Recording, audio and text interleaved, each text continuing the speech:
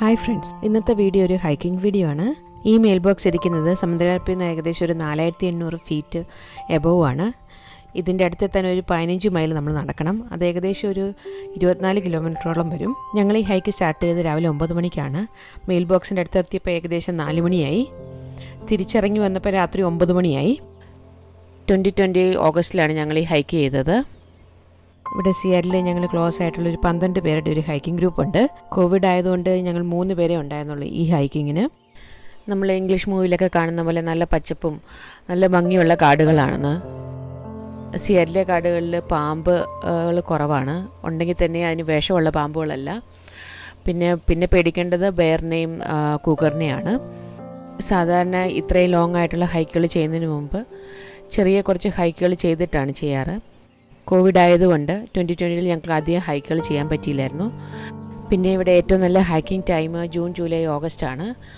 August തീരാറായതുകൊണ്ട് ഇത് ഞങ്ങൾ ഒത്തിരി നാളായിട്ട് ആഗ്രഹിച്ചിരുന്നൊരു ഹൈക്ക് ആയതുകൊണ്ട് മാത്രമാണ് അന്ന് പെട്ടെന്ന് ഞങ്ങൾ തീരുമാനിച്ച് ഇത് കയറിയത്. ഞാൻ യൂട്യൂബിന് വേണ്ടി ആദ്യമായിട്ട് ഷൂട്ട് ചെയ്ത വീഡിയോ ആണിത്. അതുകൊണ്ട് ഇത് റെക്കോർഡ് ചെയ്തതിൽ ചിലപ്പോൾ ഒത്തിരി പോരായ്മകൾ ഉണ്ടാവുമായിരിക്കും.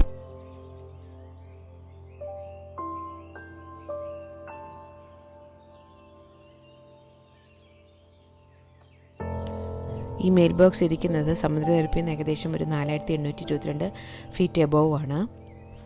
ഇത് ഞങ്ങളുടെ വണ്ടി ഇട്ടിരിക്കുന്നത് സമുദ്രനിരപ്പിൽ നിന്ന് ഏകദേശം ഒരു 820 ഫീറ്റ് എബോവ് ആണ്. ബാക്കി 4000 ഫീറ്റ് നമ്മൾ കയറണം. US ഏറ്റവും ഭംഗിയുള്ള സ്റ്റേറ്റുകളിലൊന്നാണ് വാഷിങ്ടൺ. എവർഗ്രീൻ സ്റ്റേറ്റ് എന്നാണ് അറിയപ്പെടുന്നത്. ഇത്ര പച്ചപ്പും നിറയെ മലകളുമുള്ള വേറൊരു സ്റ്റേറ്റ് ഞാൻ US കണ്ടിട്ടില്ല. ഇവിടെ കൂടുതലും ക്രിസ്മസ് ട്രീകളാണുള്ളത്. അതുകൊണ്ട് തന്നെ മഞ്ഞുകാലമായാലും ഇതിൻ്റെ ഇല പൊഴിയത്തില്ല. പിന്നെ സിയാലിൻ്റെ ഒരു പ്രത്യേകത ഒത്തിരി മഴയുള്ളൊരു സ്ഥലമാണ്. മലകളാൽ ചുറ്റപ്പെട്ട് കിടക്കുന്നതുകൊണ്ടായിരിക്കാം ഇത്രയും കൂടുതൽ മഴ. ഇവിടെ സമ്മറായി കഴിഞ്ഞ് കഴിഞ്ഞാലും ഒരു ഊട്ടി ക്ലൈമറ്റാണ്. അധികം ചൂട് വരത്തില്ല. ഓഗസ്റ്റിലൊക്കെ കൂടി വന്നാൽ 1-2 ആഴ്ച മാത്രം ഇച്ചിരി ചൂട് വരും.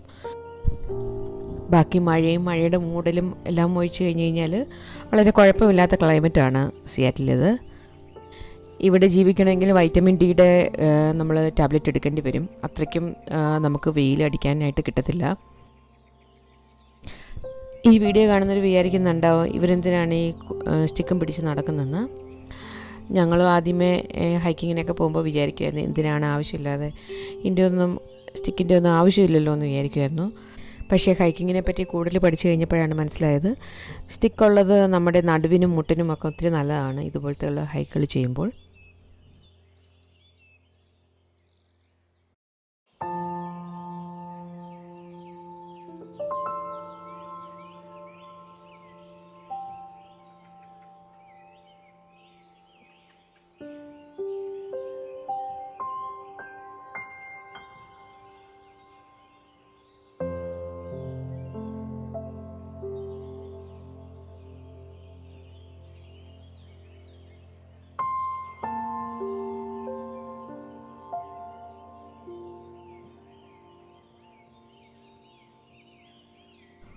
ഒടിഞ്ഞു കിടക്കുന്ന മരത്തിൻ്റെ മുകളിൽ കൂടിയുള്ള 3 പേരുടെ സാഹസമാണ് ഈ കാണുന്നത്.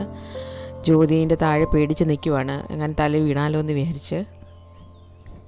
ഇവിടെ വെച്ച് എന്തെങ്കിലും സംഭവിച്ചു കഴിഞ്ഞാൽ പിന്നെ എയർലിഫ്റ്റ് ചെയ്യേ രക്ഷയുള്ളൂ. മെയിൽ ബോക്സ് പീക്കിനെ പറ്റി ഞങ്ങൾ നോക്കിയിരുന്നപ്പോൾ അതിനകത്ത് മൊത്തം അവർ പറഞ്ഞിരുന്നത് 12 മൈലായിരുന്നു.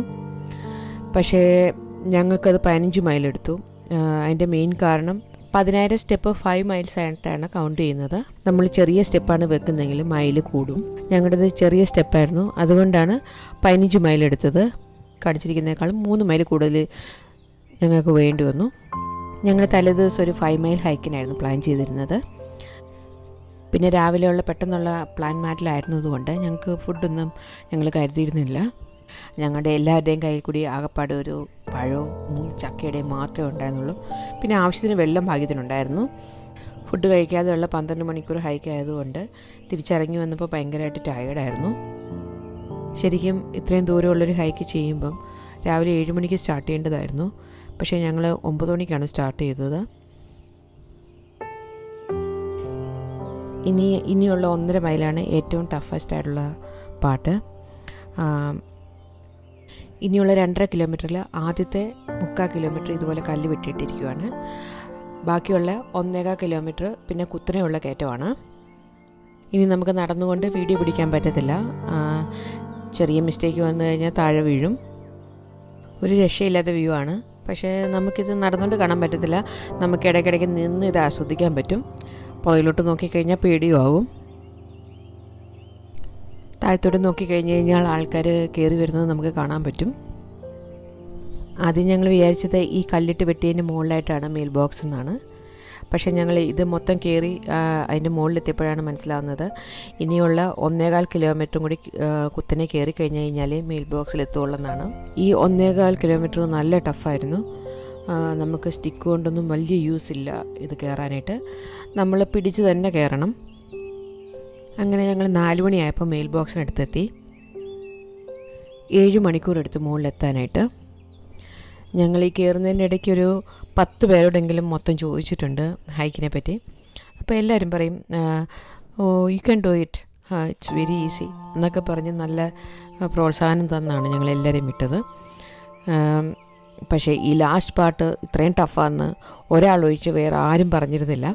അതുകൊണ്ട് തന്നെ ആ ഒരാൾ പറഞ്ഞത് ഞങ്ങളത്ര സീരിയസ് ആയിട്ട് എടുത്തുമില്ലായിരുന്നു.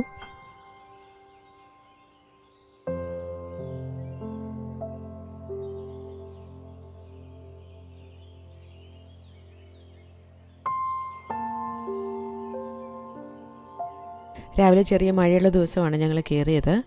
അതുകൊണ്ട് തന്നെ മുകളിൽ ചെന്നപ്പോൾ നല്ല ഫോഗായിരുന്നു. കയ്യിലുണ്ടായിരുന്ന 3 ചക്കയുടെയൊക്കെ കഴിച്ച് ഒരു അരമണിക്കൂർ റെസ്റ്റ് ചെയ്തിട്ടാണ് ഞങ്ങൾ തിരിച്ചിറങ്ങിയത്. അരമണിക്കൂർ റെസ്റ്റ് ചെയ്ത് കഴിഞ്ഞ് കഴിഞ്ഞപ്പം കുറേ ഫോഗൊക്കെ മാറിയായിരുന്നു. കുറേയൊക്കെ വ്യൂ കാണാൻ പറ്റി. ഈ മെയിൽ ബോക്സ് ഏറ്റവും മുകളിലുള്ളത് കൊണ്ടാണ് ഈ ഒരു 80% ഹൈക്കേഴ്സും ഇതിൻ്റെ ഏറ്റവും മുകളിലെത്താൻ കാരണം. അല്ലെങ്കിൽ എനിക്ക് തോന്നുന്നത് എല്ലാവരും തന്നെ ഒരു 1.5 മൈലിന് മുമ്പ് ഈ ലാസ്റ്റത്തെ ടഫായിട്ടുള്ള പാട്ട് കയറാൻ ചാൻസ് ഇല്ല. ഈ മെയിൽ ബോക്സ് ഉള്ളത് കൊണ്ട് അത് കാണാതെ ഇത്രയും ദൂരം വന്നിട്ട് പോകാനും എല്ലാവർക്കും മടിയാണ്. തിരിച്ച് ഞങ്ങൾ മുകളിൽ നിന്ന് 4:30 സ്റ്റാർട്ട് ചെയ്തിട്ട് താഴെ എത്തിയപ്പോൾ 9 മണിയായി. ഈ ലാസ്റ്റ് 1.25 കിലോമീറ്റർ ഞങ്ങൾ കയറിയപ്പം ഞങ്ങളുടെ ഏറ്റവും വലിയ ടെൻഷൻ ഇത് എങ്ങനെ ഇറങ്ങുമെന്നായിരുന്നു. പക്ഷേ സ്റ്റിക്ക് ഉണ്ടായിരുന്നതുകൊണ്ട് ഞങ്ങൾക്ക് കയറി അത്രയും ബുദ്ധിമുട്ടില്ലായിരുന്നു ഇറങ്ങാനായിട്ട്. തിരിച്ചിറങ്ങുന്നതിൻ്റെ വീഡിയോ ഞങ്ങൾ അധികം എടുത്തില്ല. ഓൾറെഡി എൻ്റെ ഫോൺ ബാറ്ററി ഡെഡായിരുന്നു. പിന്നെ 8 മണി ആയിക്കഴിഞ്ഞാൽ ഇരുട്ടും. അതിന് മുമ്പായിട്ട് താഴെ എത്തണം എന്നാണ് വിചാരിച്ചിരുന്നത്.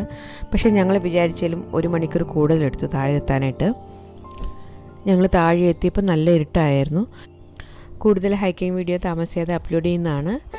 വീഡിയോ ഇഷ്ടമായാൽ സബ്സ്ക്രൈബ് ചെയ്യാനും ലൈക്ക് ചെയ്യാനും ബെല്ലൈക്കൺ പ്രസ് ചെയ്യാനും മറക്കരുത്. അപ്പോൾ വീണ്ടും കാണുന്നവരെ ബൈ ഫ്രം ഷീന.